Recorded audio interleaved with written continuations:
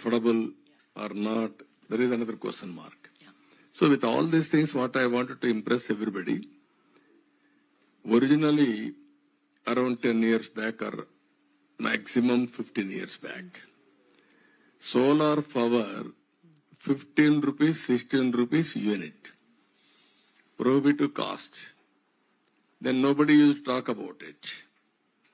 Around again 2014, we thought innovative ways how to reduce the cost, go for scaling. Then we have gone in a big way, solar, wind, all these things. Around 2018, I announced unit cost will come down around 1 rupee 50 paisa to 2 rupees. Today, around 2 rupees, 2 rupees 30 paisa, 40 paisa, it has come. One story I will tell you. Yes. When telecom revolution, at that time I was responsible, I gave Vajpayee ji to go for deregulation of telecommunication sector in India. Then he agreed, he has deregulated, transformed the sector. At that time, ordinary phone, 20,000 rupees. Luxurious. Then I met Dhirubhai Ambani ji. I met him, I told him, technology is fast changing. As on today, news channels are coming. It will go to satellite. From there it is coming. Voice is coming through BSNL lines. Data is coming differently. Tomorrow, convergence is coming. All voice, video, or text, everything will come automatically. Bandwidth, if you see fiber, originally we used to use copper. People used to cut it and melt it and sell. That is more profitable. Now fiber has come. Because of fiber, there is no need to have any raw material. Only we have to ignite little power. Then he started this industry. Then he announced, at that time, $5 billion US. From 20,000 to 2,000 rupees it has come. Drastic reduction in prices because of scaling and technology and manufacturing. That is how green hydrogen is a necessity. There is no other way. But how to reduce cost, how to create ecosystem, it is our duty for innovators to innovate. Well, how to reduce costs and how to get customers to pay is the other challenge that we have, and that we. No, that is what I'm saying. Sustainability. Yes, absolutely. Short term, medium term, long term. Absolutely, Mrs. Sani. I'll give you closing comments now. To investors who are looking, both domestic as well as foreign investors, at the business case on why they should make these big ticket investments. What would you have to say to clear some of the doubts or some of the apprehensions that they may have? On two fronts, I can say energy, it has been covered primarily by Mr. Singh only, and energy also I can add that the way it is growing, the demand of the country way it is growing, by 2040 it is going to be double of the energy demand which we are seeing today. It's around 800 to 900 million tons of oil equivalent. It will be around 2000 by 2040. So we can't survive with the kind of fossil fuel dependence that we are having right now, where maybe it coal, maybe it be oil, maybe it is gas. It can't be there. So a substantial portion of all new energy has to come from the sustainable areas. And we are all working towards that. In fact, in our case, in Indian Oil, all my new projects which are coming, we are increasing our capacities by 20% or so. But all my new capacities are coming which will be powered by renewable energy only. We are not going to put up any captive energy plants for this, for fossil fired. So that is one part of it. The energy part is growing. It has to grow, and it has to go substantially on the sustainable basis. That is one. On the other side, why investors should come and invest in futuristic petchem projects or the downstream ones. I'll say that today India is at around 30 million tons of petchem consumption, out of which around 25% of it is getting imported. Around 10 million tons of it is getting imported, 20-25 million tons we are producing. Going forward, by 2040, we will be seeing at 3 times, at least 2.5 to 3 times more consumption in India. With the kind of GDP, sir, as was telling, the kind of GDP growth, kind of urbanization, kind of middle class earning power, kind of standards of living improvement, sort of healthcare improvement, all this is adding to petchem consumption.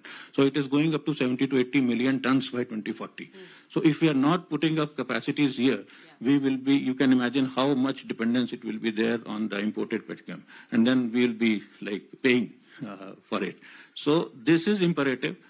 Every investor has to, like whoever is there in the oil and gas business, it's a very decent hedge that we have to have for our production. And this is the way to grow, I suppose. And with leadership that the Honorable CM is giving and others also in the states and in the center, we will have a very conducive atmosphere for all the investors to come here and come to India and invest. Thank you. Closing comments from you. Well, I've seen the Honourable CM's aspirations before in IT, and it's, what's amazing about it is it's not about winning the domestic market. It's not about being the best state in India. It's about being the best. And I think this brings us back to this idea of how does the hub be competitive globally, right? And I think with 2027, chemicals will be part of the carbon adjustment mechanism in Europe. I mean, they haven't announced it, but they've certainly hinted at it. And so I think when you talk about customers and affordability, that purchasing is coming down the line. And to be ready for that market by saying we're both low cost and we're carbon, low carbon, is an enormous opportunity for India to take actual global leadership on this. Mr. Naidu, I'll give you the closing comments, sir, the final say, your pitch to investors who are looking at the state of Andhra Pradesh and specifically at the petchem sector. I entirely agree with all speakers. Sustainability, short term, medium term, long term. Sustainability with environment link also is important.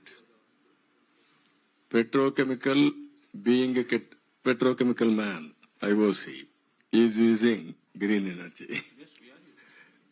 That is the reality. Whenever it is affordable, is using. Whenever it is a must, is going for petrochemical. Now, recent times, you have seen Silicon Valley. There is no water. Environmental imbalance. Because of that fire, how much loss? 4 lakh crores. Now, because of environment, cloud bursting. At a place, 30 centimeters, 40 centimeters. That is another problem. For all these things, you cannot misuse nature. You have to protect nature. For everything, there is some price. We have to correct that price, right time. Then it will be a win-win situation. That is what is happening now. Even Paris Agreement, all these things. Everything is a matter of time. Yes. Originally, everybody used to heckle me when I used to talk about information technology. Yeah. Today, everybody is linked with information technology. Otherwise, he cannot perform. So it is which is good. Phase 1, which is the next, it is a matter of time. And also we have to work in that direction. It is a reality. Petrochemical has to go. Yeah. Green energy has to come. Both has to manage simultaneously for transition period. That is my assessment. Well, thank you very much, Mr. Naidu. We hope that the sun does rise on the ambition and the aspiration of making Andhra Pradesh a petrochemical hub. But appreciate your time and your thoughts. And my many thanks to the... Not only petrochemical hub. Green hydrogen hub also. Green hydrogen hub also. For sustainability, be clear. Not only one. Both managing simultaneously. Absolutely. Sir, just one word. Even then we have the joint venture, IOCL and NTPC, and we have given that power. Yes, so we need a symbiotic relationship We need a symbiotic relationship. But thank you so much, gentlemen, for joining us here today. And thank you very much for giving us an insight into where things stand for the market, but more importantly, what the future looks like. Appreciate your time. Ladies and gentlemen, a big round of applause for our panel this afternoon. Thank you, sir.